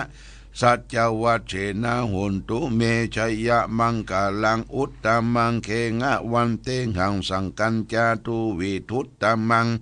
สังเคโยชาริโตโตโตสังโฆขมาตุตังมังอิเจวะมัตตนามัสสะนายังนามัสสะมโนรัตนัตยังปุญญาภิสันตังวิปุรังอรตังตัสสานุภาเวนะนังหันตรายโยเอวเมสุตังเอกังสะมัญญังภควาสาวัตถิยังวิหารันติเชตวันเนอนันทะเป็นดีกัสสะอาราเมตัตถะโคภังกวาภิกขุอมันเตสีภิกขโวติปัตตันเตติเตภิกขุภควะโตปัจจัสโสสงภควาเอตาวะโวจาอุอเมตายาภิกขเวเจโตวิมุตติยาเสวะวิตยาภาหุลิกตายายานิกตายะวัตุกายายาอนุทิสายาปริจิตายาสุสามรัตยาเอกาทัสสานิสังสาปฏิกังคากตเมเอกาทัสสะสุขังสุปฏิสุขังปฏิพุทธตินาปะปะกังสุปินังปัสสติมนุสานังปิโยโหติอมนุสานังปิโยโหติเทวตารักขันตินัสสะอังคิวาวิสังวาสัตตังวาคามาติตุวตังจิตังสมาธิยติโมขะวันโนวิปัสสิสติอัสสัมมูลาโหกรังกโรติอุตตริง อปติวิชันโตภมะโรโกปะโกโหติเมตตายะภิกขเวเจโตวิมุตติยาสิวิตายาภาวิตายะพหุริกตายายานิกตายาวัตุกตายาอนุทิสายาปริจิตายาสุสามรัตยาอิเมเอกาทัสสานิสังสาปฏิกังขามีอิตามโวจะภะคะวะอัตตมนาเตภิกขุพังคะวะโตภาสิตังอภินันทุนเตนะโมเมสัพพะเทวันนังสัพพะคารหะจะเทวันนังสุริยัญจะปมุญจะตะสสิภุมโมจะเทวะตังบุตโธระพังภวิชชติชีโวสุกโรจะมหาราพังโสรุราหูเกตุจะมหาราพังสัพพะพยังวินาสันติสัพพะทุกังวินาสันติสัพพะโรกังวินาสันติลักขณาอหังวันตามิสัพพทาสเพเทวะมังปารยันตุสัพพตาเอเตนะมังคาราเตเจนะสัพพะโสธีภวันตุเมยันตุนิมิตังอาวามังคลัญโยจามนาโปสากุณาสัสสะโตปะปะกะโหตุสุปินังอากันตังพุทธานุภาเวนาวินาสมเมนโตยันตุนิมิตังอาวามังคลัญจโยจามนาโปสากุณาสัสสะโตปะปะกะโหตุสุปินังอากันตังสังฆานุภาเวนาวินาสัมเบนโตอัปปมโนพุทโธอัปปมโนธัมโมอัปปมโนสังโฆปนาวันตานิสิลิงสัปปานิอหิวิจิกาสัตตติอุณานิปัชลปุมุสิกากตมิลากากตเมปริตาปฏิกามันตุพุตานิโสหังนะโมภะคะวะโตนะโมสัตตานังสัมมาสัมพุทธานังอิติปิโสภะคะวะอะระหังสัมมาสัมพุทโธวิชาจารณะสัมปันโนสุขโตโลกาวิทูอนุตตโรปุริสธรรมสารถิสัทธาเทวมนุสสานังพุทโธภควติสวากาโตภควตาธัมโมสันติติโกอาการิโกเอหิปัสสิโกโอปัญญยิโกปัจจตังเวทิตาภูวิญโยเอติสุปฏิปันโนภควโตสาวกสังโฆโอชุปฏิปันโนภควโตสาวกสังโฆยายาปฏิปันโนภควโตสาวกสังโฆสามิจิปฏิปันโนภควโตสาวกสังโฆยะทิตังจัตตาริปุริสายุคานิอัฏฐปุริสาปุคาลาเอสาภควโตสาวกสังโฆอาหุนายโยปะหุนายโยทักขินายโยอัญชลีกาละนิโยอนุตตรังปุญญเกตังโลกัสสติยะโตหังภคินีอาลียายะชาติยาชาโตนะพิชานามิสันจิจะปานังชีวิกาวโรเปนะสตินาสุติเตโหตุสุติขาปัสสะโพสังโฆสติตังคาโตธรรมานังวิจโยตถาวิริยัมปิติปัสสติโพสังฆาจตถาปะเลสมาตุเบคาโพสังฆาสติเตสัพพทัสสินามุนินาสัมมัทคาถาภาวิตาภหุลิกตาสังวัตตันติอภิญญายานิพานายาจะโพธิยาเอเตนะชวัจเจนะสุติเตโหตุสัพพตาเอกสมิง เอกสมิงสัมบเยนะโทโมคารณะกัสสะปังคิลาเนทุเกเตติสวะโพสังเกสัตตะเทตติเตจะตังอภินันติตัวโลกาโมจิงสุตังคะเนเอเตนะสัจวะเจนะสุติเตโหตุสัพพตาเอกทาธรรมราชาปิเคลันเยนะพิปิลิโตจุนทัตเถเลนะตันเยวะพนาเปตัวนาสาทลังสัมโมทิตัวจะอาปทาตัมหาวุธาธิธานาโสเอเตนะสัจวะเจนะสุติเตโหตุสัพพตาปหินาเตจะอาปทาตินันนัมปิมเหสิตังมัคคหาตากิเลสะปตานุปติธรรมตังเอเตนะสัจวะเจนะสุติเตโหตุสัพพตาสกัดตัวพุทธรัตนังสกัดตัวธรรมรัตนังสกัดตัวสังฆรัตนังโอสถังอุตตมังวรังหิตังเตวมนุสสานังพุทธเตเสนา โสตินานาสันตุปัตตวาสเปตุขาสเปพยาสเปโลกาวุปัสสัมเมนโตเตหิลิโอตปัสสัมปันนาสุขาธรรมาสมัยตาทันโตสัพพุริสาโลเกเทวะธรรมาติวุจเรสันติปะกาปัตนาสันติปัฏฐาวัญจนามาตาปิตาชนิกันตังชะตะเวตัมปฏิกัมมังจญาชนากตาพุทธเชโตวมรังสวานังจตุสัตตังมันตังดัสัญญีปิวิสุนลาสปะตนังกาลพุทธาทวิสตินายกาสเปปฏิติตาไมหังมัตตะเกเตมุลิสลาสิเสปฏิติโตไมหังพุทโธธัมโมทวิจโนสังโฆปฏิติโตไมหังอุเรสัปปะหาจโยเทยิเมนุรุโตสาลีพุทโธจัตตกิเนโกตัญโยปิติปะคัสสมิโมคลาโนจวามะเกตะขิเนวัสเนไมหังอาสุอานันตาลาหุลากัสสะโปจมหันนาโมอุบัตุงบามาตุดะเกเกตันติปิติปักสุริโยปปังกะโลนิสินโนสิริสัมปันโนโสปิโตมุนีปุงกะโมกุมลากัสสะโปเทโลมหิกิตวัตตะโกโสไมหังวัฏเนนิจังปฏิตันนิคุณากัญโยปุญโยอังคุเลียโมลจะอุบาลีนันตาสีเมลีมีปัญจมหาติลานาลาติติสัตตมัสสิสัสสิติมหาติลาชิตาวันตาจิโนลตาสลันตาสิลาติเสนาอังคามังเกสุสันติตาลัตนาปุระโตอาสิตากินิเมตาสุตะกันทัสกังปัจจโตอาจิวะเมียงคุลิมาลกังกันตาโบราปริตันตาตติญาสุกังอาเกเสทัสสิเสสิสาปะกลาสันตินาชินานังพลันสัญยุเตธรรมปะกลาติวัสโตเมสกะเจนะสัมมาสัมพุทธปัญจเลวตาปิตาชิตตาปริจัตตาตุปัตตวาเสสาวินายันโตอนันตากุณาเตชนะชินะปัญชลามิติวิหลันตังมิตะเลสาลาปลินโตมังสเปเตมหาปุริสัสปายเจวเมกโตระโกสุระโกพุทธานุภาเวนะจิตุปัตตโวธรรมานุภาเวนะจิตัสสังโฆสังฆานุภาเวนะจิตันตระยุจรามิธรรมานุภาวะปริโตติชายาปันทลาปันคธานิทิตาอาทิอุณาจาวิจโยธรรมโรเกอนุตตโลสัพพสัตตาทิวติบริวะเจระจักกันเตอมนุเสภวะเกบยเกนะสีวิติพุเตกัสสมมรณามุตโตตาเปตัวกัมมจาริตังเจเลตาเสวานุภาเวนะอุตุเทวสุขิตตาสุทัสสีลังสมาทายะธรรมสุจาริตังเจเลตาเสวานุภาเวนะอุตุเทวสุขิตตาลิขิตังติติตังผู้ทังทารนังวจนังกลุงบริตังเทสนาตุโตทัจจายุปวัตติเพสัจจังเทวมนุสนังกตุกันติติตังละสังอัมพิลาลาวันจิรสภาพยติวินาสันตุเอกาทวิติจตุปัญจสัตตตินันตถายวัตุขาวินาตันตุชีวิธานันตตันตุเตชีวิธานันตตันสัตตาอายุวันนังสุขังพลังชีวิตานานุภาเวนะอุตุเทวสุขิตตาลิขิตังจติจันตาอุสตังอุตตมังวลังสลีลังทุกขังเนสิติเพสัจจังธนามุตตมันตัสสมากัล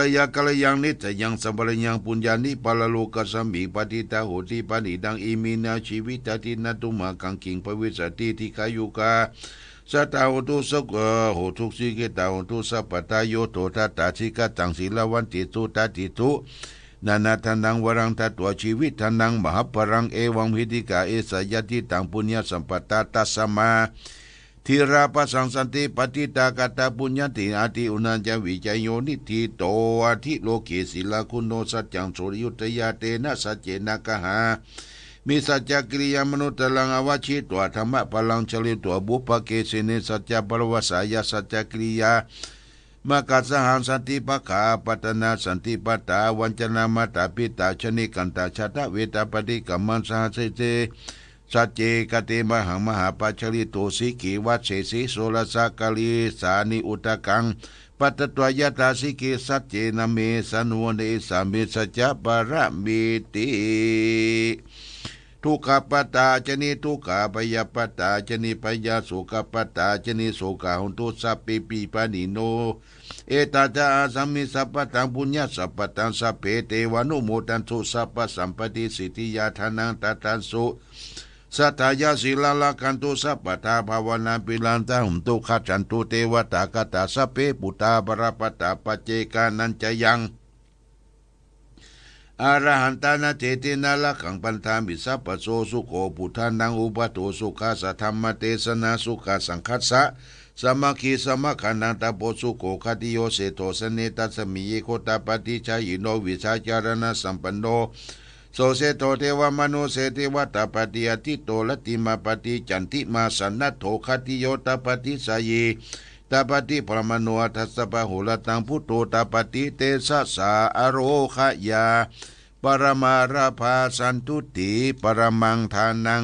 วิสาสาปรมายตินิพพานังปรมังสุขังจบญาติโยมท่านสาธุชนทั้งหลายบัดนี้รายการธรรมประทีปส่องต่างทั้งได้มาฮือข้อคิดและแจ้งกิจกรรมงานของคณะสงฆ์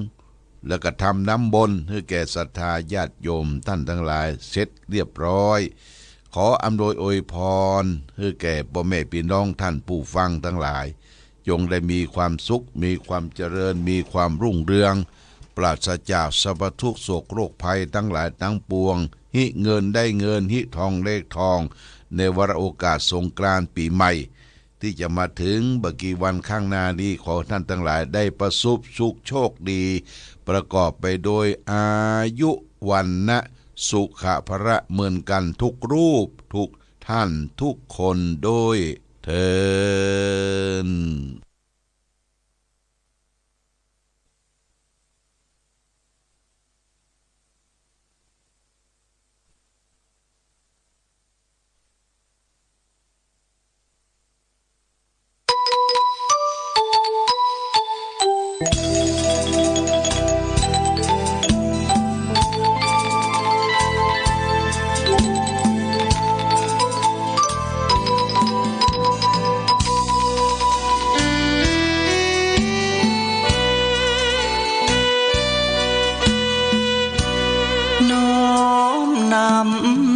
ตำนา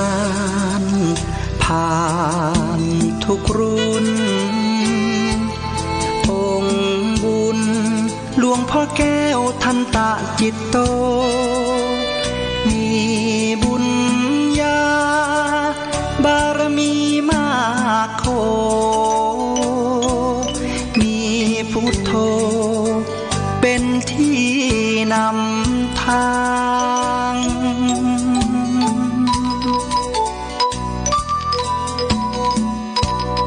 แคว้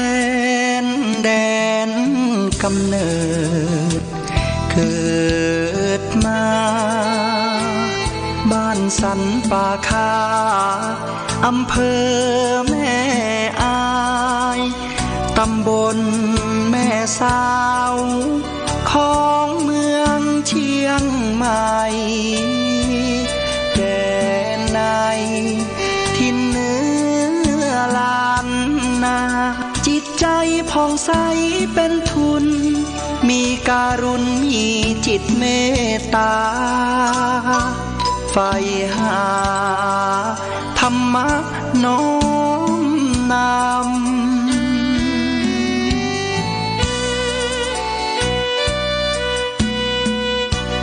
โยมพ่ออุ่นแม่ปอมาหิงสาบิดามารดาผู้เลี้ยงดูเส้นทางธรรมน้อมนำคำชูเดินสู่เส้นทางของผ้าเหลือง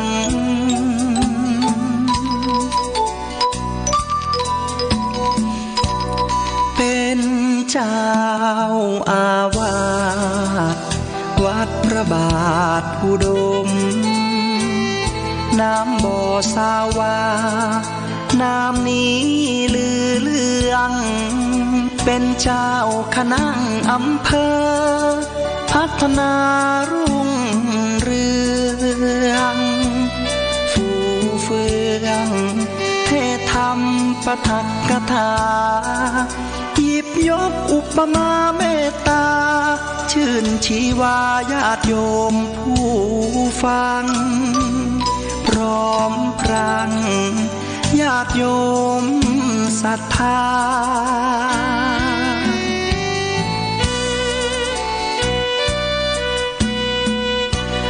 หลวงพ่อแก้วได้รับพระราชทาน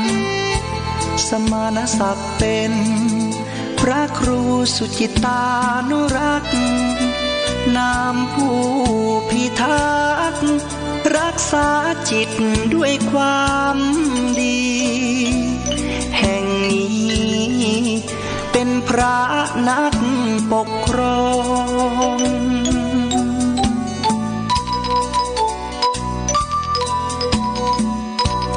พรหมวิหารธรรมน้อมนำเป็นหลักยึดมาเมตตากรุณามุทิตาอุเบกขานำฉายาเรื่องลือเรื่องรองเนืองนองด้วยคุณธรรมตำนานแห่งทรงองค์เจ้าจารึกเอาบทความน้อมน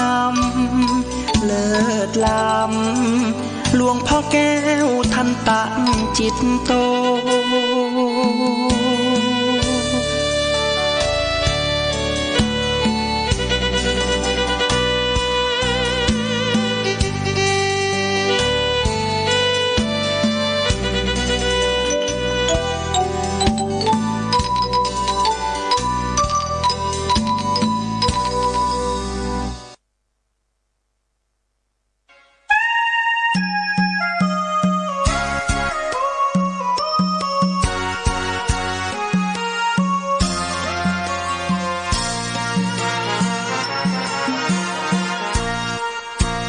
ขอกล่าวชาวประชาเหล่าพี่น้องทั่วลามาฟังเทศธรรมคำกลอนที่สอนสั่งได้หยุดยั้งชั่งใจไว้ทันพระมีทำดีศาสนาเป็นที่ชี้ทางสวรรค์พระพุทธธรรมบากบั่นสู่ฝันฝ่าได้มาถึงความเพียงทาน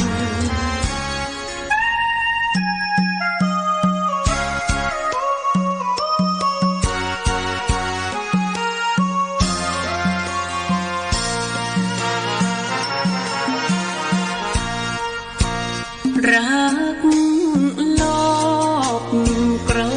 ธหลงมั่นคงในผู้ฝักใฝ่มีความต้องการหญิง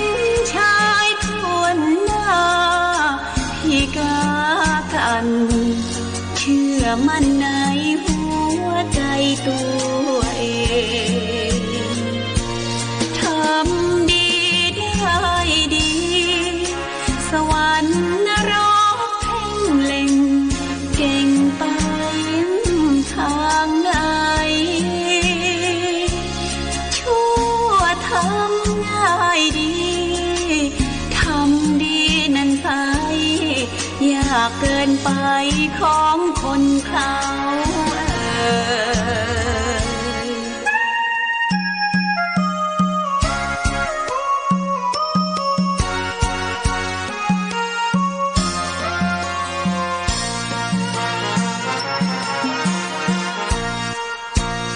จงยึดมั่นทันการ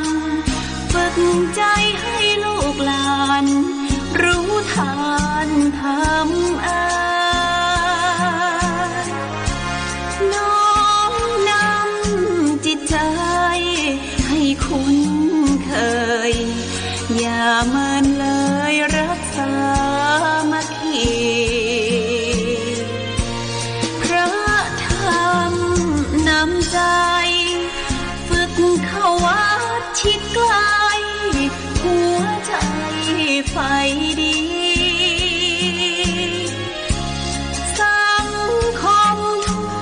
ไปสดใสทุกที่หากท่านมีเมตตาหนุน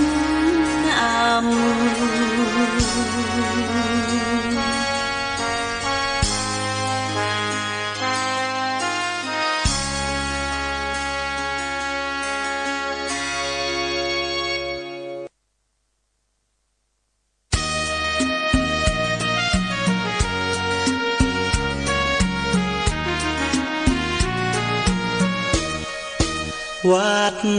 วาอารามเป็นแหล่งธรรมะเขตขามล้อมจิตใจงดงามให้ผู้คนในสยามอารามบุญนุนอุ่นไอวัดเป็นที่พึ่งทางใจผู้คนเลื่อมใสใบบุญเพื่อหนุนคำจุนศรัทธาพระธรรมนั้นเป็นคำสอนศาสดาชี้แนะบุญกรรมนำพาให้เดินหน้าถูกทาง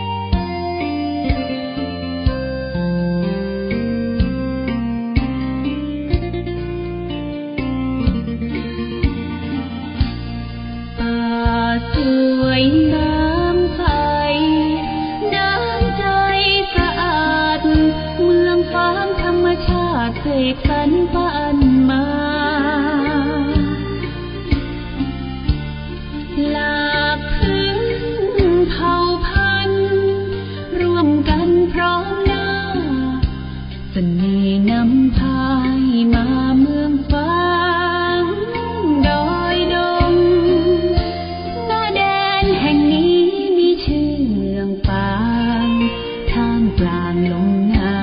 ว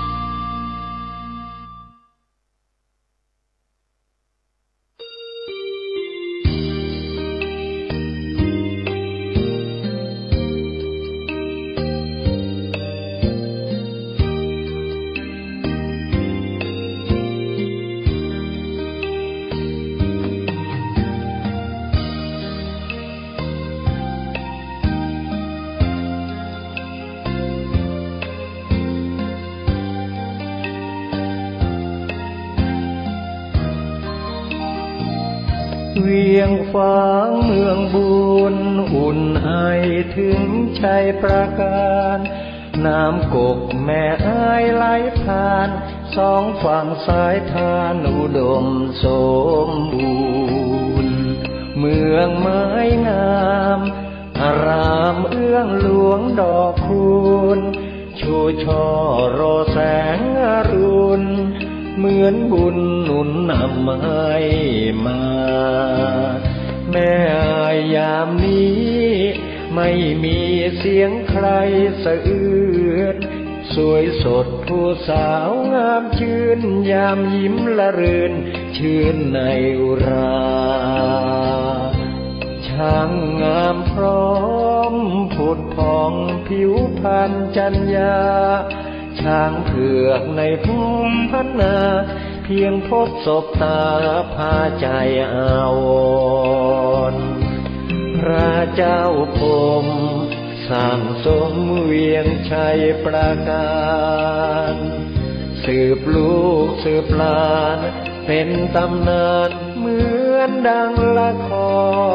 รเหนื่อยยากเพียงใดทรงใส่ใจข้าราษฎรเชียงแสนแม่อายท่าตอนทรงขวาตอนร่วมเป็นธานีควรจงภูมิใจเทิดไว้เหนือกล้าวเกศาพระคุณมากล้นพันละนาสร้างเมืองมานับกว่าพันปีกอบกู้เวียงร้างสร้างวัดวิหารเจดีย์เรามีสุขทุกวันนี้เพราะพระบารมีของพระเจ้าพรหม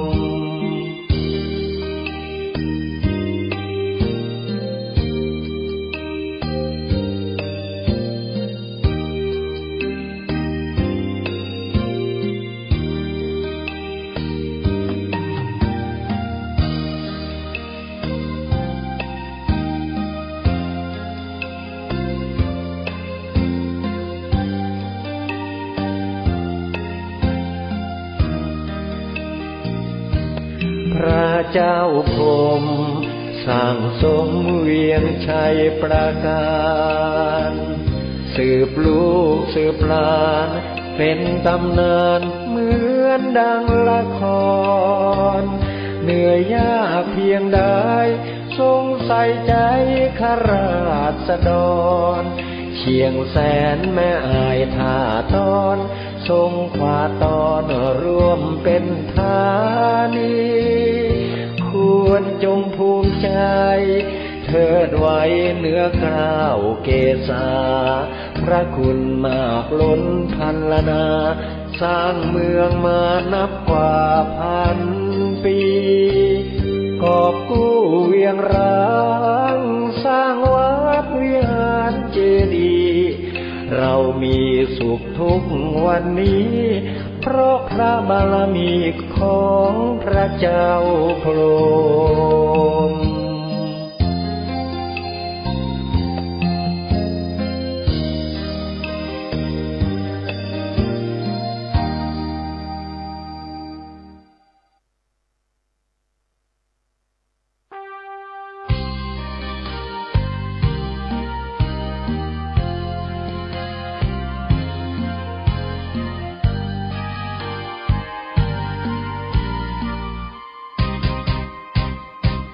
กำเนิดองค์บุญแห่งล้านนาไทยครูบาเจ้าศรีวิชัยผู้มีจิตใจเปี่ยมล้นคุณธรรมสร้างสมบารมีของดีงดงามเลิศล้ำเพื่อหวังโมกกฐรรมและปรารถนาพุทธภูมิมาขออหิงสาเป็นหลักธรรมน้อมนำมาปฏิบัติมักน้อยสันโดษเด่นชัดไม่เกลียดไม่โกรธ